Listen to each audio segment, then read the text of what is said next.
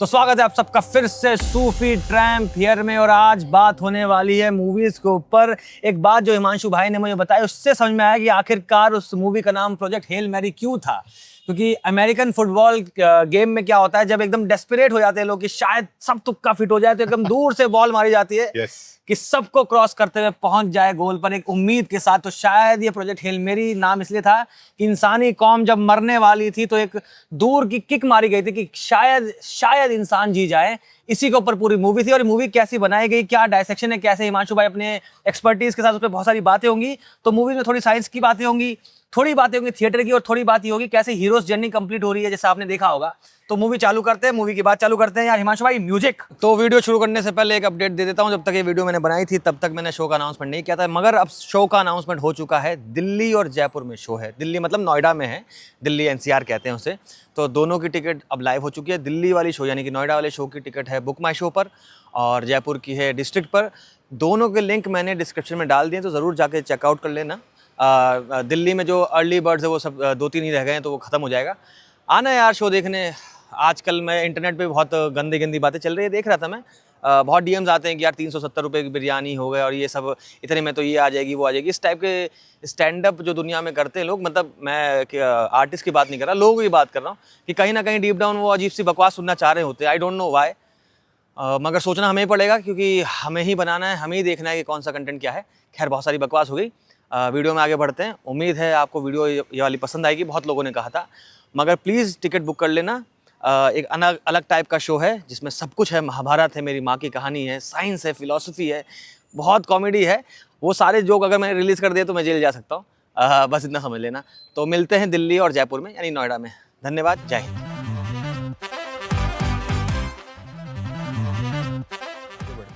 तो जैसा मैं हमेशा कहता हूँ कि स्टोरी की शुरुआत में जो हमारा मेन हीरो होता है उसकी कोई एक दैनिक दिनचर्या होनी चाहिए, रेगुलर काम होना चाहिए। और अचानक उसके साथ कुछ ऐसा होगा कि उसके साथ सब बदल जाएगा। वो जो एक्सटर्नली पाना चाहता है उसको पाने का उसको एक रास्ता मिल जाएगा। और ऐसा एक रास्ता इस मूवी में खुल जाता है जब हमारे प्रोटैगनिस्ट जो है वो एक स्कूल में पढ़ा रहे हैं। ठीक है। माइक्रोबायोलॉजिस्ट है, वो पीएचडी है, लेकिन पढ़ा वो एक एलिमेंट्री स्कूल में बच्चों को, छोटे बच्चों को साइंस सिखा रहे हैं। अब यहाँ से उनके पास एक मौका आ जाता है और उनका ऐसा दिखाया भी जाता है वो बहुत अकेले हैं। उनकी अपने एक सिद्धांत है जिस पर हम बात करेंगे, जो बाकी वैज्ञानिकों से अलग है, पर उनके उन सिद्धांतों के कारण वो पूरी दुनिया से भी कटे हुए हैं, बाकी साइंटिस्ट कम्युनिटी से। अब उनके पास अचानक एक ऐसा मौका आ गया कि गवर्नमेंट उनके पास आ गई कि एक बहुत ही बड़ी समस्या है और हमें लगता है कि आप इसमें मददगार हो सकते हैं। तो हीरो की जो दैनिक लाइफ होगी या डेली लाइफ होगी उससे उसको बाहर ले जाया जाएगा, उसको एक ऐसी जर्नी में पटक दिया जाएगा जिससे उसको जो चाहिए वो मिल सकता है अगर वो काम पूरा कर ले। ये हमेशा मूवीज का एक्सटर्नल प्लॉट का शुरुआत करने का एक तरीका होता है। लेकिन जब इस मूवी के ऊपर बात करने के लिए हम लोग बैठे हैं तो मुझे रियलाइज हुआ कि इसमें थोड़ी बहुत तो साइंस की टांग टूंग तोड़ दी गई है। वो तो जरूरी है। तो उसके अराउंड बात करते हैं कि मूवी में दिखाया जाता है कि एक कोई तो बैक्टीरिया सा है, कुछ तो ऐसा ऑर्गेनिज्म है, सिंगल सेल ऑर्गेनिज्म है, जो कि क्या कर रहा है, सारे सितारों को मार रहा है। और सितारों को मार कैसे रहा है, वो सिंपली जाता है उन सितारों के पास, सितारों से एनर्जी लेता है और फिर जाते हैं कि ऐसे प्लेनेट, उस सोलर सिस्टम में ऐसा प्लेनेट ढूंढता है या ऐसी जगह ढूंढता है जहां पे कार्बन डाइऑक्साइड हो। कि जैसे हमें बच्चे पैदा करने के लिए लड़का लड़की चाहिए वैसे वहां पर उनको कार्बन डाइऑक्साइड चाहिए ताकि वो फैल सके। तो बेसिकली क्या काम है, सिंपल सी बात है। इससे डर क्या हो वो भी बता देता हूँ कि अगर सूरज के पास जो कि एनर्जी है, वो उसके पास जाते हैं, उसके एनर्जी को लेते हैं, सोखते हैं और दूसरी जगह चले जाते हैं, तो सूरज की एनर्जी कम हो रही है। और ऐसे हर स्टार्स के साथ हो रही है। तो यूनिवर्स के हर सितारों को मौत आने लगी है सिर्फ इस ऑर्गेनिज्म की वजह से, एक सिंगल सेलुलर ऑर्गेनिज्म की वजह से। ये मूवी में दिखाया गया प्लॉट है। अब यहाँ पर थोड़े साइंस की बात करूं तो देखा जाए, मैं देखता हूं कि सूरज के पास बिलियन, मतलब कितने ज्यादा टन ऑफ, कह लीजिए, न्यूक्लियर बॉम्ब फोड़ेंगे तब उतनी एनर्जी उसके पास चल रही है। ऐसा कहते हैं ना कि अभी मिलियंस एंड बिलियंस ईयर्स की और लाइट जो हमें देने की क्षमता है, उसके बाद जाकर सूरज जो है, हमारा वाला सूरज बंद होगा। हाँ, वो रेड जायंट बनेगा, फिर उसके बाद वो फट जाएगा, फिर वो व्हाइट डॉर्फ बनेगा। ये सारी बातें हैं। लेकिन मैं जो यहाँ पे डाउट देख पाता हूँ हिमांशु भाई, मतलब उस पर डिस्कशन भी थोड़ा कर लेते हैं कि सूरज के पास जो एनर्जी निकल रही है वो फोटॉन्स, जब हाइड्रोजन टकरा रहे हैं, हीलियम बन रहे हैं, फ्यूजन हो रहा है, तब एक एनर्जी निकलती है। अब वो एनर्जी को वो सोख रहे हैं, इससे क्या फर्क पड़ेगा कि हमारी धरती ठंडी हो जाएगी? एक लॉजिकल रीजन ये सकता है कि अगर पूरा सूरज ही घेर लिया, वो एनर्जी धरती तक ना पहुंच पाए, तब तो मान सकता हूँ कि टेम्परेचर गिर रहा है। लेकिन ये कहना कि वो आके चिपक गए सूरज से और सारी की सारी एनर्जी ले जा रहे हैं, ये मैं समझा नहीं। आपको इस पे थोड़ा साइंटिफिक वे में बताओ। इस पे जैसे बुक में भी अच्छे से समझाया गया है। हाँ, by the way, project hail mary जिस मूवी जो बनी है वो एक किताब पे बनी है, और किताब बहुत अच्छी है, हिमांशु भाई ने पढ़ी हुई बता रहे थे। हाँ, क्योंकि किताब में हमारे पास वक्त ज्यादा होता है ऐसी बातों पे समझाने के लिए, तो उसमें समझाया भी गया है कि जो वैसे मूवी में भी इस बात पर टच किया गया है, बट बहुत जल्दी निकल गया है कि जो सूरज है वो एमिट कर रहा है रेडिएशन, डिफरेंट वेवलेंथ की लाइट्स एंड ऑल। तो ये उस लाइट को और उसकी एनर्जी को यूज करते हैं और प्रोपेल करते हैं, मतलब वो इंटरनली फ्यूल की तरह काम करते हैं। हम भी ऐसा ही करते हैं, हम भी जो एनर्जी लेते हैं हम चल सकते हैं। हाँ। वो एनर्जी कन्वर्ट ही कर रहे हैं। हाँ। हम हमारे जो फूड की एनर्जी हमने जो ली उसको हम भी काइनेटिक एनर्जी में कन्वर्ट हाँ। कर रहे हैं। ये जो अमीबा या सिंगल सेल ऑर्गेनिज्म जिसको एस्ट्रोफेज कहा गया है, आप बताइए मतलब क्या एस्ट्रोफेज का? एस्ट्रोफेज एक तरह का सिंगल सेल ऑर्गेनिज्म बनाया गया है जो कि इमेजिनरी है। हाँ। पर वो भी यही करता है कि वो एनर्जी लेगा, उसको काइनेटिक एनर्जी में और उसका लिटरल वर्ड, इस एस्ट्रोफेज का लिटरल मीनिंग आता है जो स्टार ईटर, इसलिए एस्ट्रोफेज नाम है। हाँ, ओके। हाँ। तो काइनेटिक एनर्जी में कन्वर्ट करते हैं, और कन्वर्ट करते टाइम वो थोड़ी इंफ्रारेड लाइट भी छोड़ते हैं। हाँ। इसलिए हमको इंफ्रारेड कैमरा से दिखता है कि एक लाइन बन गई है सूरज से लेके वीनस तक, क्योंकि वो सूरज से जा रहे हैं, सूरज से एनर्जी ले रहे हैं और वीनस पे जा रहे हैं। ऐसा वो बहुत सारे सितारों के साथ कर रहे हैं अलग अलग सोलर सिस्टम में। सो बेसिकली मोटा मोटी बात यही है कि वो काइनेटिक एनर्जी में सूरज की एनर्जी को कन्वर्ट कर रहे हैं। अब इस पे मैं तुमसे पूछना चाहूंगा, जैसे कहा भी गया है, क्योंकि वो कुछ एनर्जी ले रहे हैं, ऐसा तो है नहीं वो सब एनर्जी ले रहे हैं। तो अभी कुछ सालों तक तो हो सकता है कि सूरज की रोशनी रहे, पर हल्का सा टेम्परेचर कम हो जाए। तो जब हल्का सा टेम्परेचर कम होगा अर्थ पे तो क्या होगा? हाँ, ये ना एक हम जब पढ़ते हैं इस बात को, जैसे अभी आप दिल्ली विल्ली में, इंडिया में, और इंडिया इतना महारत हासिल कर चुका है, हमारे देश की टॉप 50 गर्म सिटीज हमारे पास ही अभी तो होता क्या है कि आप इंडिविजुअल सिटीज नहीं देखते, आप ग्लोबल टेम्परेचर देखते हैं। और ग्लोबली टेम्परेचर अगर 1 डिग्री सेल्सियस कम हो जाए या बढ़ जाए, सब तबाह हो जाएगा। सूरज की जो रोशनी वो आ रहा था, वो एस्ट्रोफेज उससे जो खा रहा था, बेसिकली क्या कर रहा है कि एस्ट्रोफेज एक ऐसी चीज हो गई है जो कि पूरे के पूरे यूनिवर्स में स्टार से स्टार्स जा रहे हैं, प्रोपेल कर रहे हैं। अब वहां पे देखें कार्बन डाइऑक्साइड कहाँ है, वहां जाएंगे, कार्बन डाइऑक्साइड वाले प्लेनेट पे जाके तुरंत मल्टीप्लाई होंगे, दबा के मल्टीप्लाई होंगे। एक सीन भी दिखाया गया है जब उसने एक रूम को काला कर दिया होता है, उसमें से सिर्फ 3 होने चाहिए थे लेकिन चौथा दिखता है। कार्बन डाइऑक्साइड देखते साथ वो अपने आप को मल्टीप्लाई करने लग जाते हैं। वैसा कुछ हमारे एटमोस्फेयर में भी कार्बन डाइऑक्साइड है। एनीवेज, तो ये सब वो कर रहा है। तो अगर धरती का टेम्परेचर 1 डिग्री भी कम हुआ तो हम जो बहुत खुश रहते हैं कि हमारी धरती एक गोल्डीलॉक्स जोन में अटकी पड़ी है। वो गोल्डीलॉक्स जोन का मतलब ये कि इतना सटीक टेम्परेचर कि पानी जो है लिक्विड फॉर्म में अवेलेबल है। अगर ग्लोबली टेम्परेचर गिरने लगा 1 डिग्री सेल्सियस, 5 डिग्री सेल्सियस गिर जाएगा तो पूरे अर्थ पर सब पानी जम जाएगा। पानी जम जाएगा और पानी नहीं रहा, इंसान मर जाएंगे। तो ये इतनी बड़ी डेंजर है जो कि ये बात यहाँ पे कही गई थी। और जो फसल का भी कहा जाता है, हर फसल का एक ऑप्टिमल टेम्परेचर है। तो दुनिया में खेती कम होने लग जाएगी, खेती कम होने लग जाएगी तो भूखमरी फैल जाएगी। जो उनका डाउट भी है कि एक्चुअल 30 ईयर्स में पूरी दुनिया पे आधी आबादी के पास खाने को अन्न नहीं होगा या फिर ग्रेन्स कुछ भी नहीं होगा। और ऐसा भी दिखाया गया है मूवी में कि जो बड़े शक्तिशाली देश है वो इक्वली डिवाइड भी नहीं करेंगे। ऑब्वियसली। अब बात करते हैं जो हिमांशु भाई ने चालू किया था कि हीरो जो आया है, एक नॉर्मल सा इंसान आया है, वो एक चीज पे बिलीव करता है कि दुनिया में जिंदगी के लिए पानी के अलावा भी चीजें हो सकती है, बिना पानी के भी जिंदगी एग्जिस्ट कर सकती है। और वो जब जो मिलता है अपने को, वो एस्ट्रोफेज मिलता है, तो उसकी पहला फाइंडिंग ये होती है कि यार ये बिना पानी के जिंदा है, उसमें पे पानी मिल जाता है, शिट यार। तो ये सारी दिक्कत आ जाती है। तो यहाँ पे पहुंचता है, स्टेटमेंट यहाँ तक पहुंच चुका है जी। तो जैसे कि वो भी इसलिए है कि हम हीरो को एस्टेब्लिश कर पाए। हीरो का बिलीफ सिस्टम भी शैटर होने लगा है। वो पूरी दुनिया से अलग क्यों है? इसलिए कि मेरे अलग बिलीफ है। मैं चाहे बड़ा साइंटिस्ट ना बनूं, लेकिन मैं अपने बिलीफ पे रह के एक छोटे स्कूल में पढ़ाना मुझे मंजूर है। अपने बिलीफ से हटना अलग मुझे मंजूर नहीं। बिल्कुल। और उसका अब वो बिलीफ भी टूट गया। मतलब मूवी में अगर आपको जर्नी पर आपको हीरो को ले जाना है तो उसकी जो नॉर्मल लाइफ है उसमें ऐसी कंडीशन बनानी पड़ेगी कि अब वो नॉर्मल लाइफ रह ही नहीं सकती। पहली बात तो उसका बिलीफ आपने तोड़ दिया कि हाँ नहीं है, पानी चाहिए। हाँ। एस्ट्रोफेज में भी पानी मिल गया। हाँ। अब आपने जो बोला था कि बिना पानी के भी लाइफ हो सकती है, वैसे इस पे भी बात की जा सकती है कि साइंटिस्ट कम्युनिटी जो अभी अर्थ पे है, ज्यादातर का ये मानना है कि H2O के बिना कहीं भी दुनिया में लाइफ संभव नहीं है। हाँ। इसीलिए जो हम मार्स पर या इधर कहीं भी प्रोब भेजते हैं वहां भी हम पानी ढूंढते हैं कि सतह पर या सतह के नीचे किसी और फॉर्म में भी H2O अवेलेबल है। बिल्कुल। तो अब हीरो लेकिन मैं मानता हूँ कि बिना, मैं भी पर्सनली मानता हूँ कि जैसे हिमांशु भाई ऑफ कैमरा भी हम बात कर रहे थे कि H2O भी क्या है, केमिकल है, उसने हमको जिंदा रखा है। एक मतलब H2O क्या है, 3 एटम लगे पड़े, वो पानी बन जा रहा है, उसको अलग कंडीशन में डालो तो लिक्विड बन जाता है। अजीब सी नहीं लगती केमिस्ट्री? H हाइड्रोजन एक वैसी चीज है जो बहुत जल्दी आग पकड़ती है, O2 आग को बढ़ाती है, मिल जाते पानी बन जाती है, जो आग बुझाती है। अजीब सी दुनिया है ये। खैर, तो मैं ये मानता हूँ कि दुनिया में शायद ऐसे भी अगर होगी जिंदगी, आई होप हो, क्योंकि एक मैंने उसमें भी शेयर भी है ना कि हम तो ऐसी जिंदगी जी रहे हैं इंसान की, एक दूसरे को मारते रहते हैं, काटते रहते हैं, घर जला देते हैं, घर तोड़ देते हैं। और बशीर बद्र आज नहीं हमारे बीच में, रिसेंटली कल ही उनकी मृत्यु हो गई। तो उन्होंने एक शेर भी कहा था कि लोग टूट जाते हैं घर बनाने में और तुम तरस नहीं खाते बस्तियां जलाने में।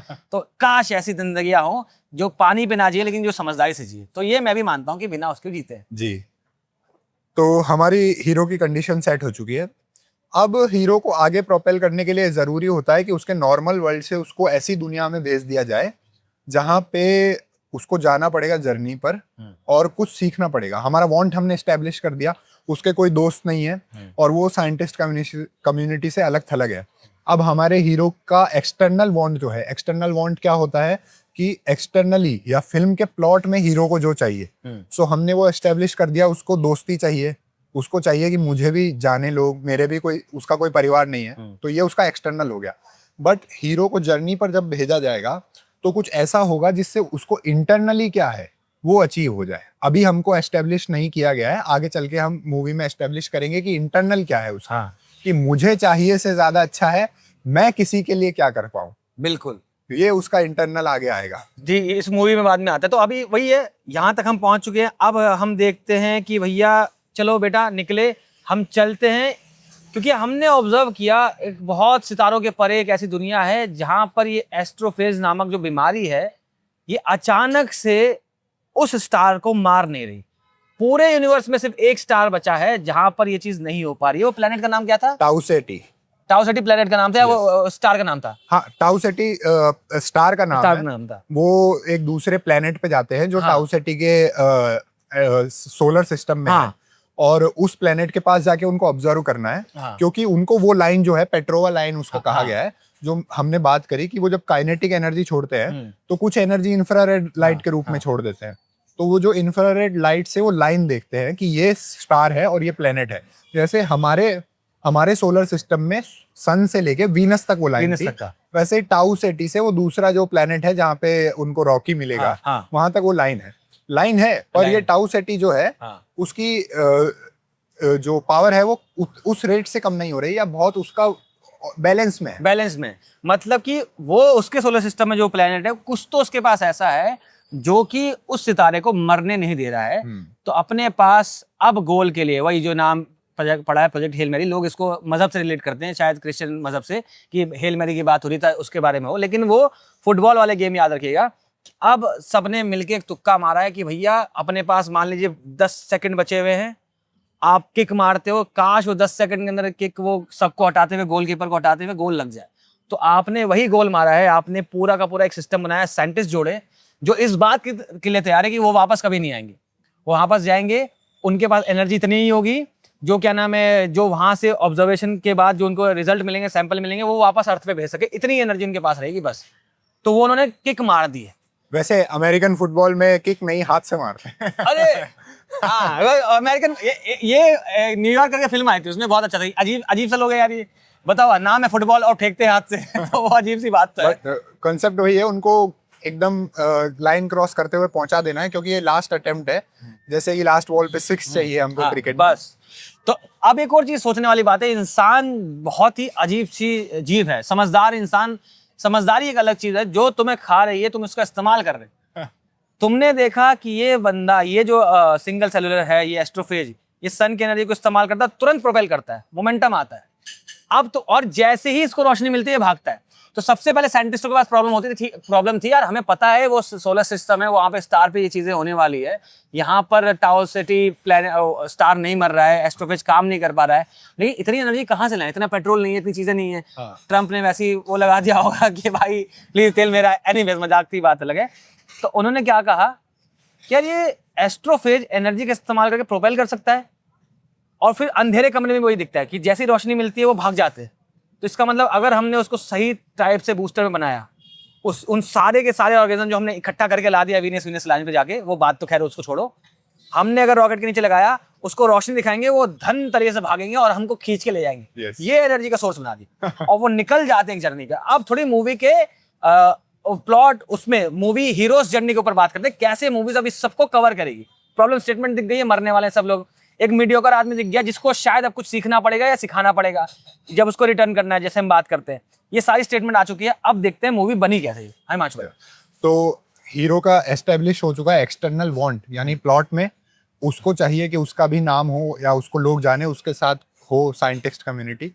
तो इसलिए अब वो उस गवर्नमेंट भी उसको अपने सीक्रेट प्रोग्राम में ले चुकी है। जैसा हमने बात की, एस्ट्रोफेज को हमने हमारा लेबर बना दिया है। कि आ जा। हाँ। जैसे हम घोड़े को लगा देते हैं हाँ, बग्गी में, हाँ। हमने एस्ट्रोफेज को रॉकेट में लगा दिया है कि तू इसको टाउ सेटी के प्लेनेट तक लेकर जा। बिल्कुल। वहां हम जाकर देखेंगे कि क्या चल रहा है। अब होता क्या है कि हीरो जो है जर्नी पर, हीरोज जर्नी जो डायग्राम है उसमें कहा गया है कि हीरो जर्नी पर जाना नहीं चाहता है। बिल्कुल। कुछ ऐसा होगा कि हीरो को जर्नी पर जाना पड़ेगा। देखिए कितने खूबसूरत है। हमको लगता है मूवी ये कैसी, आप समझ नहीं पाते, लेकिन ये सारी लिखने का तरीका है। आप देखते हैं मूवी में वो बंदा बोलता है कि भाई मैं नहीं जाऊंगा, मस्त कॉफी फ्लर्ट मार रहा होता है मेन लीड से। फिर देखता है कि यार एक वहां पर देखा है, कुछ तो होना चाहिए कि हीरो को जर्नी पे जाना पड़े। कुछ ऐसा एक्सटर्नल पुश आपको देना पड़ेगा जिससे जो हीरो जर्नी पर नहीं जानता है उसको जाना पड़ जाएगा। हाँ, तो वहां पर देखता है कि भैया एक साइंटिस्ट मर गया, कम्युनिटी जो जाने वाली थी 4, इसमें इसको भेजा जा रहा है। उसको लड़की तक दे देते, तुम्हारे यहाँ पर कोई नहीं, कोई बात नहीं, मेरे अर्थ में रहते हैं। क्योंकि हम पहली बार एस्ट्रोफेज को ब्रीड कर रहे हैं। हाँ। हमको पता नहीं हम कितने स्टेबल उसको रॉकेट में रख पाएंगे। हाँ। इसलिए वो मल्टीपल रॉकेट्स बनाते हैं। हाँ। और उस एस्ट्रोफेज को ब्रीड करते हैं, यानी हाँ। उनकी संख्या बढ़ाते हैं। तो एक रॉकेट में वो फट जाता है। हाँ। तो जो साइंटिस्ट 3 लोग जाने वाले थे उनकी डेथ हो जाती है। तो हमें जो एक माइक्रोबायोलॉजिस्ट चाहिए एस्ट्रोनॉट्स के साथ, क्योंकि वही जाके देखेगा अगर कुछ लाइफ है वहां पर, तो वैसा बंदा चाहिए जो कि हमारा हीरो है।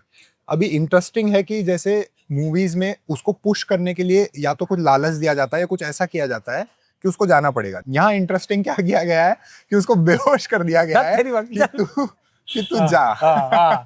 बेहोश किया और आंखें खुलती है, दाढ़ी लंबी हो रही है, अरे मैं ये कहाँ गया, मेरी सिलेक्शन हो गई है। ऐसी बात है। तो interesting way of choosing heroes journey का पुश। हाँ। यहाँ पुश जबरदस्ती किया गया है कि नहीं तुझे जाना होगा, मेरी सिलेक्शन हो गई है। हाँ, मेरी सिलेक्शन हो गई है, क्या बात कर रहे हैं, वैसा हुआ और भेज दिया गया। अब निकल गया जर्नी पर। हाँ। अब जर्नी पर जा चुके हैं। अब जैसा कि मूवीज में इस तरह यूज किया गया है कि हम पास्ट के और फ्यूचर के सीन बीच बीच में दिखाते हैं, पर चूंकि हम लीनियर बात कर रहे हैं तो वैसे बात करते हैं। तो लीनियरली अब वो टाउ सिटी के जो प्लेनेट के पास है जहाँ उनको देखना है क्या हो रहा है, वहां पहुंच चुके हैं। अब वहां वो उठता है। तो जो भेजा गया है बुक में ज्यादा डिटेल में है, मूवी में नहीं दिखाया गया है। बुक में क्या कहा गया है कि उनको सस्पेंडेड स्टेट में या हाइबरनेशन में भेजते हैं, यानी उनके सारे वाइटल जो है स्लो कर दिए जाते हैं। जैसे धरती पे भी कुछ जानवर जो होते हैं हाइबरनेशन में जा सकते हैं, जैसे भालू जो होते हैं पोलर बियर, वो 6 महीने सो जाते हैं, या कुछ क्रोकोडाइल्स हैं, ऐसे बहुत सारे जीव हैं जो 6 महीने तक अपने सारे वाइटल इतने स्लो कर लेते हैं कि उनको फूड की जरूरत नहीं पड़ती। देखो आपके लिए भी सजेशन है भाई, 9 to 5 जॉब मत करो, मस्त वाइटल स्लो करो और जीना 6 महीने सो जाओ। यस। तो अगर ऐसा कर पाए इंसान जैसा उसमें दिखाया गया है, उनके वाइटल स्लो कर देते हैं, बट वो टेक्नोलॉजी जो है वो उतनी स्टेबल नहीं है। इसलिए तीनों को मॉनिटर करने के लिए उनने रोबोट्स लगाए हैं जो हमें मूवी में दिखाया गया है। पर होता क्या है कि उस सिस्टम में खराबी आ जाती है और एक पर्सन को ही बचाने जितना उनके पास कैपेसिटी बचती है। तो वो देखते हैं तीनों में से कौन सबसे ज्यादा अभी स्टेबल लग रहा है, उसको बचा लेते हैं। इसलिए वो हमारे एक्टर को बचा लेते हैं, जो हीरो है हमारा मूवी का, ग्रेस, और बाकी दोनों साइंटिस्ट मर जाते हैं।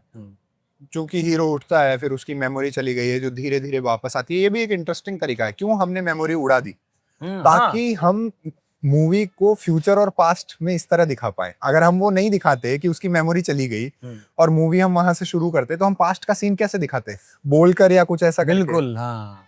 मूवीज के लिए जरूरी है शो डोंट टेल।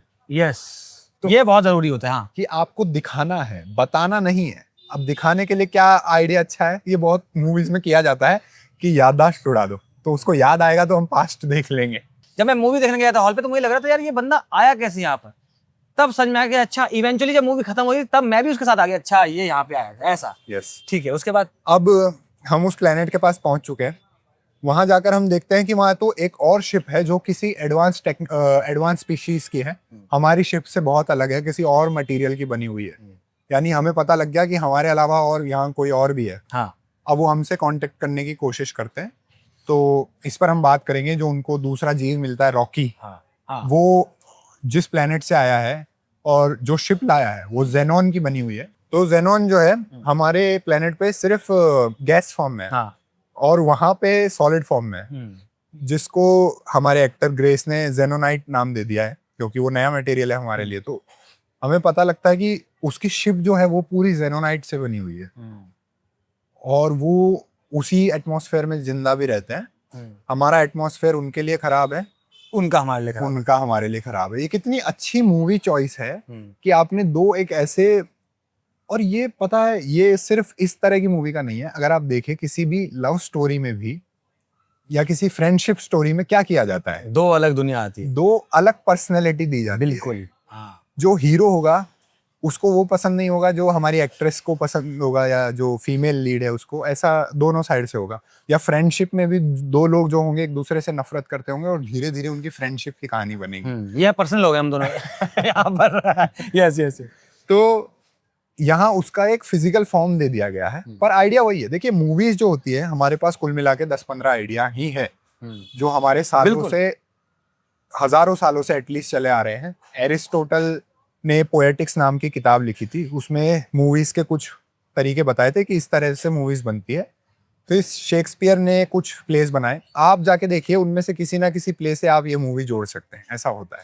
मैं आपको बताना चाहता हूँ, जो जॉन इलिया साहब के एक शेर है वो हिमांशु भाई से बिल्कुल रिलेट करता है, एकदम 100% कि मेरे कमरे को सजाने की तमन्ना है तुम्हें, मेरे कमरे में किताबों के सिवा कुछ भी नहीं, इनके कमरे भरे पड़े हैं किताबों से। तो ये सारी जो ये बता रहे हैं ये पढ़ के बता रहे हैं यहाँ पर। हाँ हिमांशु भाई, तो वहाँ पर दो अलग दुनिया दिख गई। दो अलग दुनिया हमने कैसे दिखा दी कि हमारा जो एटमॉस्फेयर वातावरण है वो उनके लिए खराब है, उनका हमारे लिए खराब है। बाय द वे जो दूसरा जीव मिलता है हमें उस पर बात कर लेते हैं। हाँ। जो वो रॉकी बना हुआ है, अभी क्या लगता है उसमें वो बिना पानी के है? देखो मूवी में दिखाया गया है कि बिना पानी के है, अब किताब में क्या है क्या नहीं ये बता देंगे। लेकिन इससे एक चीज हिमांशु भाई बताया, उसमें एक कॉमन फैक्टर आता है कि दोनों दुनिया अलग है, लेकिन दोनों दुनिया में जो दोनों लोग हैं, जहाँ पे अगर आप जिस टाइप से मैं मूवी देख रहा हूँ कि जो हमने यहाँ पर अपने हीरो को देखा, ग्रेस को देखा, एक मीडियोकर सा आदमी, नॉर्मल माइक्रोबायोलॉजिस्ट, सेम रॉकी वही है। वो भी अपनी दुनिया का मीडियोकर सा बंदा है, छोटा सा, मतलब ज्यादा इतना कोई एडवांस नहीं है। वो भी प्रतिबिंब भी है, और दोनों में एक चीज कॉमन है, चाहे कंडीशन अलग है, प्यार, और उनके लिए एक दूसरे के लिए क्या नाम है, दुनिया के लिए उनके कह सकते हैं उसको क्या भावना कहेंगे कि संवेदना जो होती है, वो उन दोनों के अंदर संवेदना है, तभी दो अलग ब्रह्मांडों से आने वाले लोग कनेक्ट होने वाले, दोनों अंडरडॉग हैं। हाँ। और ये भी एक अच्छा मूवीज में होता है कि आपको प्रतिबिंब कैसे दिखाया जाता है। जैसे लाइफ ऑफ पाई में जो पाई और टाइगर है, हाँ, वो दोनों वही है, एंड में हमें पता चलता है। हाँ, बिल्कुल बिल्कुल। तो वैसे ही दोनों एक दूसरे की परछाई है। उसके क्रू मेंबर्स भी मर गए हैं, बिल्कुल, इसके क्रू मेंबर्स भी मर गए हैं। हाँ। ये अपनी दुनिया बचाने आया है, वो भी अपनी दुनिया बचाने आया है। ये भी अपनी दुनिया का कोई सबसे जाना माना नाम नहीं है, वो भी अपनी दुनिया का सबसे जाना माना नाम नहीं है। मतलब हम देख पाते हैं स्क्रीन पर दो इंसान, बस भाषा अलग और चीजें अलग है। हाँ, अब वो भाषा का भी खेल है। हाँ। कि वो किस तरह साउंड फ्रीक्वेंसीज को लेकर अपनी, बिल्कुल। इससे पहले वो अब बताओ, पानी वाला बताओ कि पानी। हाँ, हाँ। तो जो बुक में कहा गया है वो ये कहा गया है कि स्टीम को वो यूज करते हैं अपने शरीर में, तो एट द एंड उनके शरीर में भी पानी है, यानी उनकी बायोलॉजी में भी कहीं ना कहीं पानी है। तो मूवी में इसको हटाया गया, मूवी में इसको ग्रे एरिया में छोड़ दिया गया है, बताया नहीं गया, क्लियर नहीं किया गया है कि है कि नहीं है। हाँ। हो सकता है कट हो गया हो, उतना इम्पोर्टेंट हाँ, मतलब इतना वो नहीं, लेकिन इस पॉइंट पे शायद फिर दोबारा गेस गलत होता है, क्योंकि मेन जो इस स्टेटमेंट का यूज था वो स्टार्टिंग में ये एस्टेब्लिश करना था कि मेरे जो बिलीफ है वो टूट रहे हैं। हाँ। तभी वो जर्नी पर जाएगा। उतना काम मूवी में उसने कर दिया।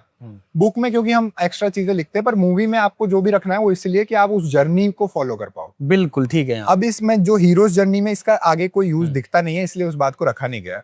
अब दोनों एक दूसरे की भाषा कंप्यूटर के थ्रू जो ट्रांसफर कर रहे हैं, जो लोग एआई वगैरह पढ़ते हैं, एनएलपी नेचुरल लैंग्वेज प्रोसेसिंग, जब एक भाषा से दूसरी भाषा हम कन्वर्ट करते हैं, वो भी ऐसा ही होता है कि हम सारे फ्रीक्वेंसीज और सारे वेक्टर्स जो है फीड करते हैं एक लैंग्वेज के, उसके करस्पॉन्डिंग दूसरे वर्ड्स फीड करते हैं। तो अगली बार जब आप सेंटेंस लिखते हैं तो जो आपका गूगल ट्रांसलेट होता है या कोई स्पीच टू टेक्स्ट होता है वो कन्वर्ट कर देता है। हाँ। आप टेक्स्ट लिखते हैं वो उसको स्पीच बना देता है, स्पीच लिखते हैं उसको टेक्स्ट बना देता बेसिकली बहुत सारा डेटा देते हैं, बहुत सारा डेटा और उस डेटा के हिसाब से एआई उसको एनालाइज करता है। और ये आपके लिए बता रहा हूँ, एआई एक ऐसी चीज है, क्या करती है वो जानती नहीं है कुछ, जितना मैं पढ़ा था, वो बस बेस्ट पॉसिबल अगला वर्ड चुनती है पिछले वर्ड के हिसाब से। ये डेटा फीडेड है उनको, ये डेटा फीड तो वैसे ही काम कर रहा है। जो यूट्यूब के हमारे ऑटो जनरेटेड कैप्शंस हैं, हाँ वो भी यही है, हाँ जो हमारा स्पीच टू टेक्स्ट कन्वर्ट कर रहा है वो, क्योंकि उसको स्पीच का इतना डेटा फीड किया गया है।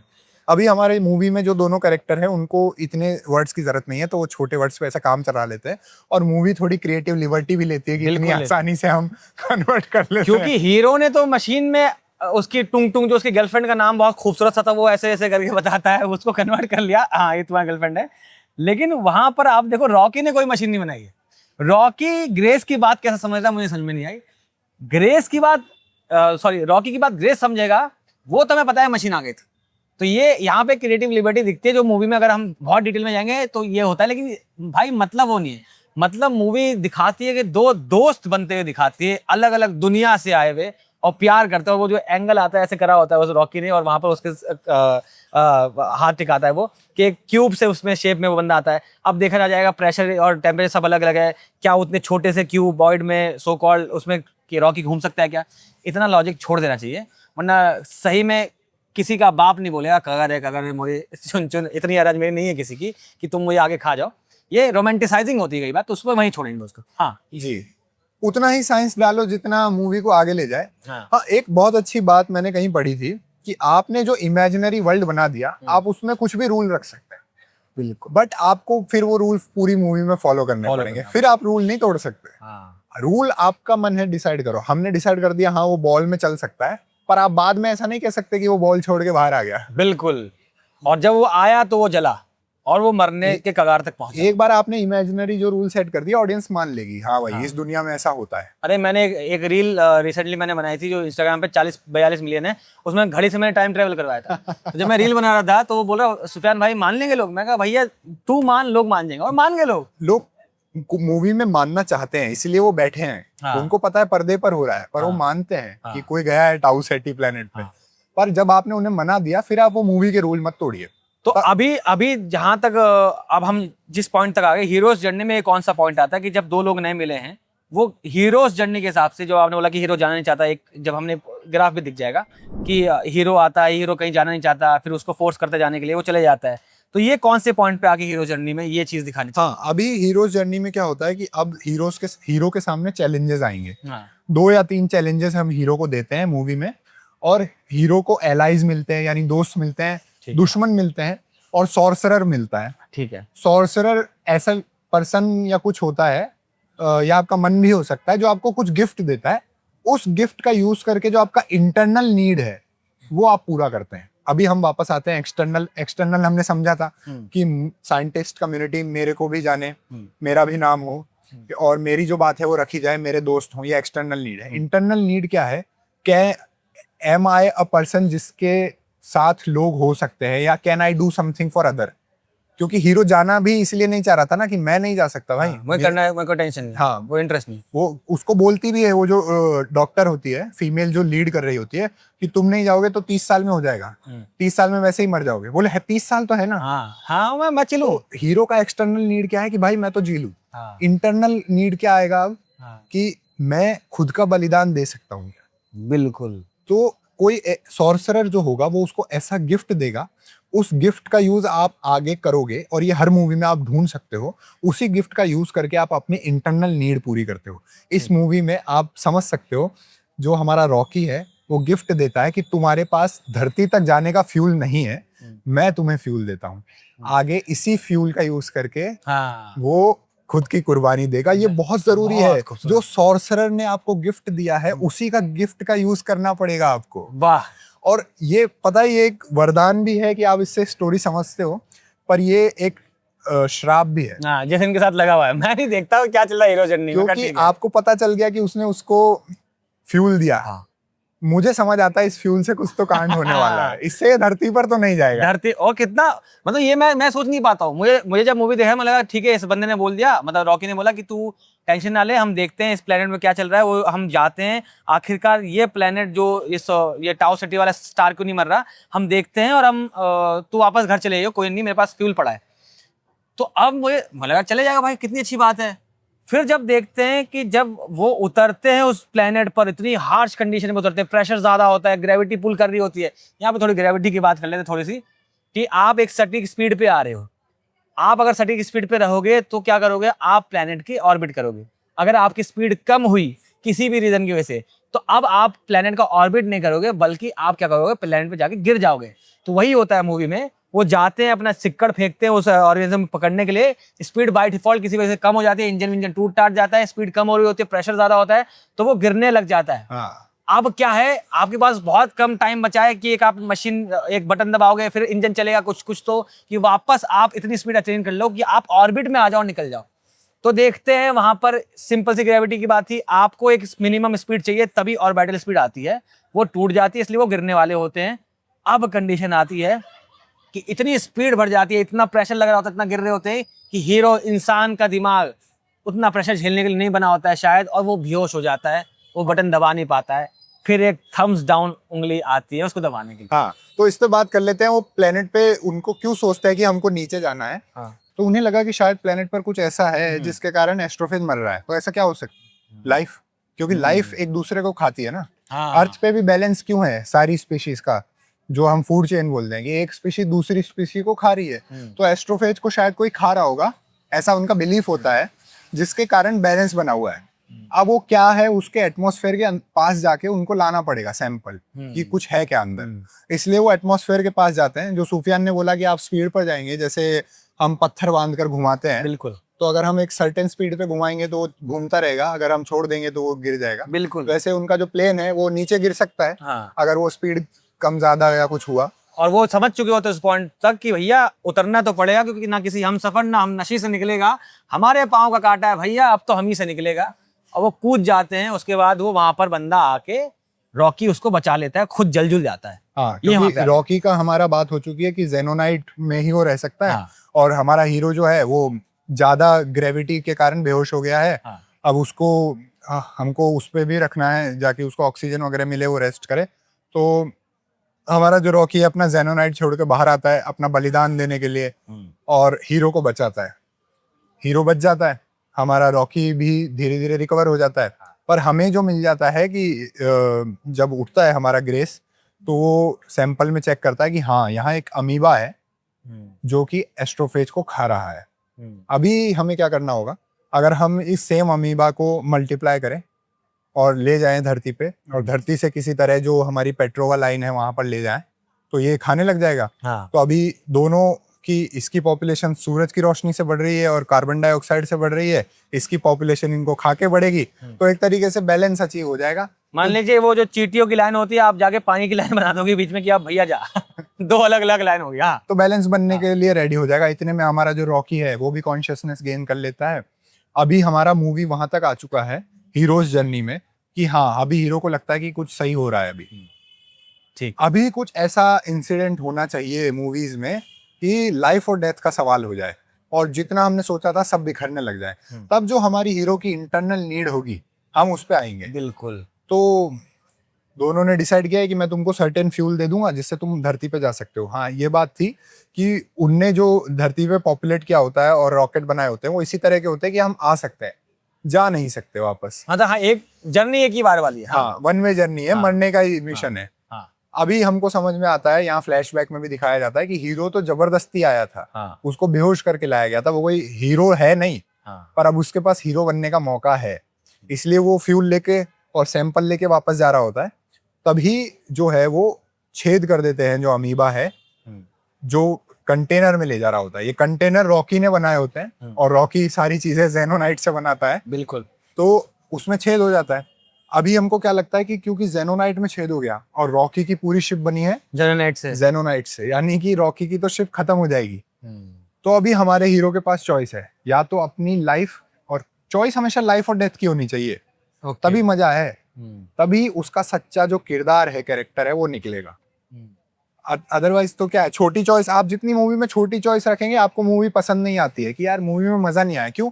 क्योंकि वहाँ जो चॉइसेस थी वो ऐसी थी नहीं जिससे आपको लगे कि अंतरात्मा को लगे कि हाँ मैं होता तो क्या करता, जो आपको सोचने पे मजबूर कर दे कि मैं खुद को बचाऊं या दूसरों को बचाओ। या जिसने मुझे बचाया वो बचाऊं। ये मैंने रील जब बनाई थी इसके अराउंड, जब प्रोजेक्ट हेल मेरी में, तो उसमें एक डायलॉग लिखा था कि अगर खुद में और जिम्मेदारियों में चुनने का मौका मिले तो हमेशा जिम्मेदारी चुनना। तो जिम्मेदारी चुनने की बात आ जाती है ना उसमें। तो अभी हम डिस्कस कर चुके थे कि सॉर्सरर का जो गिफ्ट है उसका यूज करके इस लाइफ और डेथ सिचुएशन को पार करना है।